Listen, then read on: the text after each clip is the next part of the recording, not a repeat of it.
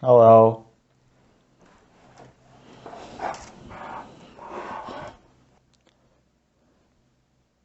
Welcome back, actually.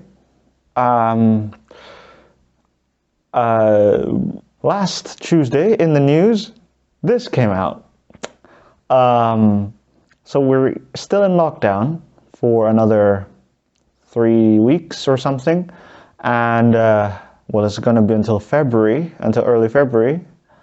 I don't know if it's going to last. I still have one exam left to do in those 3 weeks. Also, I'm still wearing this hoodie. It's quite too big for my taste. Well, no, it's just too big for my body. But lockdown, 3 weeks, doing nothing. What am I supposed to do? Well, the first thing I did was I drew out my insanity, and I didn't chop my hair off. I cut my hair off, my own hair off, without help, on my own. Do I regret it? Maybe. Do I regret this? I'm starting to, but it doesn't matter at this point. It really doesn't matter. I'm staying inside for like an extra 3 weeks. I should think of more video ideas. Yeah, but staying inside, it's sort of, I only have a few assignments left to do, and it made me bored so often, and made me think about, not a lot of people actually know or understand what I do for studying. Like, I make these videos, made the campus tour a few weeks ago, and that banged. But like, what do I actually study here? Is it engineering? Is it not engineering? Is it business? Is it anything else? Now I'm just doing something else. I'm doing something else. Oh God. It's really hard to just talk on camera and just waffle. But yeah. So what I'm doing is a university major. Okay. So what I'm doing is a program called Liberal Arts and Science. Yeah. Liberal Arts and Science. It's a mouthful. It's a mouthful to say. If I say, let me just tell you one time, every time I go back home, or like I talk with my family about what I do during the first few months since moving here, I would try to explain, oh yes, I do liberal arts and science. They wouldn't have a clue what I do. What they know is that if you go to the Netherlands, you would go for law, you would go for business, maybe you'd go for economics, you'd go for public policy or some stuff like that, or international studies, those sorts of studies, but not really liberal arts and science. It's a new thing. Well, it's not new, it was made in like 1999, and well, liberal arts has been around in America, but it's been introduced into university colleges in the Netherlands since 1999. I'm reading it off of a Wikipedia page. Anyway, but it's quite new. There's like 9 university colleges in the Netherlands right now. There's a lot of universities offering liberal arts and science as well in other countries, but mainly so in the Netherlands. When I go home, some people, if I meet new people, they'd ask me, what do you do? What do you study? I just say, I do liberal arts and science. Called liberal arts and science. They'll just look at me with the bemused face like, what? Huh? Really? What's that? What's that? And I'll just be there being like, I have to go through this again. I went through IB to explain people what IB is, and I'm going through a program and saying, what is liberal arts and science, and explaining to people what that is. As you can tell, the communication skills are evolving. And you know what? I'm taking this sweater off. There's a big X on my shirt. Anyway, where was I? Okay, let me just explain from the beginning what liberal arts and science is, because I assume that no one in this whole audience knows what it is, or very few of you know. So, liberal arts and science is basically a program which allows students to explore whatever their interest is. So, it can be tackling climate change, or developing sustainable automobiles, or biomedical sciences, or even international policy, or health economics. Those domains, those interests, you can go into them and specialize them in certain majors, sure. What liberal arts and science gives you is also the ability to say, hey, I want to learn this one interest, but I also want to do another one which is entirely different. Say for example, in my case, I always wanted to do mechanical engineering, but then I joined this program and thought, no, mechanical engineering is not really for me, I'll just go for data science instead. So I went for data science. Now, but then I thought, data science, I'm working with data, I'm only sitting behind a laptop 24/7 doing programming. I want to do a bit more than that. So okay, I went into psychology as well, and then I went into social psychology and health economics and just economics in general, and then my interest broadened from there and it went into this fantastic, magnificent bubble of knowledge. So yeah, that's in a nutshell how I would typically explain liberal arts and science to people. It is, I must say, a very niche program in terms of not a lot of people really know about it, and not a lot of people see the interest or like see the unique selling point behind going into such a program. Because, well, if you have this one interest, say for example, I'm interested in, say I'm in urban planning related to climate change. All right, sure. I would go for civil engineering and then go for a master's in urban planning, or just go straight to a bachelor's in urban planning if the university offers that. Why don't I just go through that one specific track? If that's your interest, go ahead. I'm not here to say don't do it, because, well, it's entirely up to you what you want to do. But what liberal arts and science gives you as well is sometimes when you go after graduation or after your studies, you meet people and you sort of have to engage with stakeholders or with people with like different roles in the projects that you do. So if you're in urban planning, sure, you'll meet politicians, you'll meet geographers and urban planners and architects and all those sorts of people, but you will also meet with the engineers, you'll meet with the politicians, you'll meet with people who also have a say in these types of projects. You will surely learn how to deal with these people. In liberal arts and science, you get the chance to learn more about it, basically enabling you to have a larger skill set than you would probably expect to. At least that's what I learned in the past 3 years. And because of its broad nature, it's almost as if they want you to apply for a master's degree afterwards. But I mean, that's again entirely up to you if you want to go for a master's. I mean, if you feel that you need to go for a master's, then go for it. I'm also here not saying to anyone who's reaching out and trying to find out what the hell they should do for a bachelor's degree, if they want to do anything else aside from liberal arts and science, go ahead. If they want to do liberal arts and science, go ahead. It's entirely up to you what you want to do and where you want to go to study. Each university has its own specific strengths and weaknesses. So for example, I'm in Twente, in Enschede, in University College Twente, and we're very focused on engineering. And to be fair, this entire university was also very focused on engineering. But if then you go to Leiden University College, who have their campus in The Hague, they're more focused on the laws and international studies, very social science directed, and we're very natural science directed. They're kind of very separate, sure, but we still offer liberal arts and science because we understand that there is this outlet for people who want to have interdisciplinary learning, who want to sort of, I want to mix and match with my education. Another thing as well for like liberal arts and science, some university colleges do this. I don't know if every university college does this, but for your third year, the first semester of your third year, you get the opportunity to go for exchange abroad. But the difference is liberal arts and science, the program really wants you to, at least, and my program really wanted us to go for a semester abroad and go for exchange. Unfortunately, this year it couldn't happen because of COVID, obviously.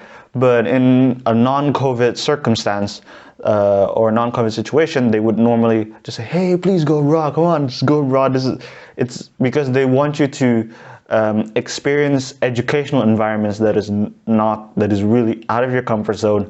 You're not used to that sort of environment. You can go to like a lot of these countries in the EU, and you can also have opportunities to go to the United States, to go to Australia, to go to Japan, to go to these different countries and experience not only different learning environments, but also different cultural environments that maybe some of us aren't really used to. I'm lucky enough to be from Indonesia and then moving into a different learning environment already, and then the exchange is just another opportunity to go for that sort of jump.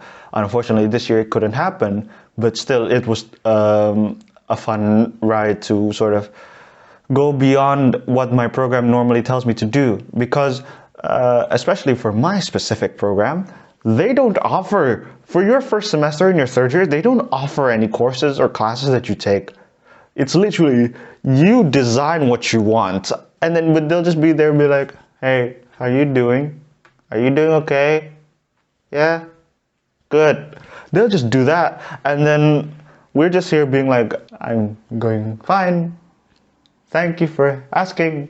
All right, let me explain how you would go through the 3 years of academics and learning in this program that I'm in. My program is called Atlas. No, not the Atlas map, but Atlas. Atlas. What is it? It's an acronym. If you can't tell already, it's an acronym. It's Technology, Liberal Arts, and Science. What's the first A called? It's called for amazing. No, it had an initial name, Academy of Technology, Liberal Arts, and Science, but then they changed it to just the Technology, Liberal Arts, and Science Bachelor. What my program does is that in the first year, every student gets the same sort of core courses. So everyone goes through these courses where you build up your knowledge in the mathematics, natural sciences, and social sciences domains. And then you go through a semester project as well, where you just learn to develop some socio-technical solution, and socio-technical meaning that it's got to have some engineering type of stuff, and also some social background and how it can help society in general type of solutions. And it's a group project as well, and it lasts for the entire semester, and you do this sort of thing for like 4 semesters, the semester project, but the core courses decrease as you go on. The number of core courses that you go through decrease over time, because it's sort of paving your way through to find what you want to do based off of your interest, based off of what profile you want to have. So that's why I said in the beginning that I wanted to do mechanical engineering when I came here. I applied to multiple universities to join the mechanical engineering bachelors, but I came here, I did all of this courses and projects, and I was like, maybe not, maybe really not. I'll do something else. And then that's where data science came in, and that's where I thought, yeah, that's the profile that I want to have, and that's the profile that I think my future will be set on. And then in your second year, you start to have elective courses, and that's where you really get into your profile, and that's where you really where students really diversify into everything that they want to do. That's why very often in these types of programs, you will see students, sometimes they'll have a profile in applied physics, in nanotechnology, in nanophysics, or quantum physics, or stuff like that. And then you'll have students who specialize in EU law, public policy, public administration, that direction. And you have these really diverse environment and diverse community. Everyone is different in terms of what they want to do, but also everyone is different from where they came from. Mind-blowing. I sound like I should work at the admissions office instead of doing these types of videos. A few minutes later. I should drink water. Water is healthy. Water is healthy.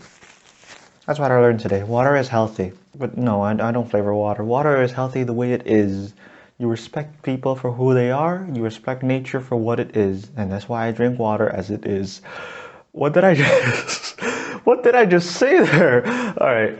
Earlier this morning was the deadline of our self-evaluation reports, an attribute that is very unique to the program that I study. We do these things called personal development plans and self-evaluation reports, and what you essentially do is you plan your entire semester and you evaluate yourself. You reflect on how the semester went, and then you evaluate yourself and saying, well, did you do well, or were there things that you need improvement? I don't want to go into too much detail on that. Like I said, I don't want to advertise my program. I just want to say that I study liberal arts and science and I really enjoy it. But if anyone is out there who's watching this video, who's trying to get an opinion on what to study, sure, I will suggest liberal arts and science to them. But at the end of the day, it really boils down to what you're interested in and seeing the options based off of your interest. Although I must say though that the future prospects of having a study like mine isn't all that bleak, because of the broad nature of the program. A lot of people would actually assume that for liberal arts and science, your future isn't that guaranteed. And I concede that on the face of it, yes, it does look like that. But what you don't realize is that as part of liberal arts and science, you also specialize in a certain topic of your interest. That means that whatever profession you end up going into, you already have the knowledge and skills to basically go through with that profession and go through with the interest that you had since joining the university, since joining the program. It will take a lot of explanation to say what you actually studied and how it has benefited you, your learning, and how it will benefit your future employer or your future studies. I mean, most people who graduate from liberal arts and science, they would go for a master's immediately, or they will find a job already immediately. There's both sides of the aisle have been explored. People go through the same journey as you would if you go for liberal arts and science, or any other university program for that matter. It's going to be all right. University's fun. Yeah. I mean, I don't really know if there's anything else to say except the fucking dead trim that I have. I mean, no, why did I go for this? I didn't record myself trimming my hair as well. I should have done that and see how much disaster I caused upon myself by trimming my hair. But it's not all bad, I hope. But anyway, I think that's all. That's it for now. I don't really have a lot more to say. If you do have any comments or questions about university in general, like choosing majors, and do leave it in the comments. Write it down in the comments below. I'd love to hear the opinions that people have. And yeah, that's been me. Thank you so much for watching. If you like the video, please leave a thumbs up. If you like the fact that I exploited my dead trim, also give a thumbs up as well.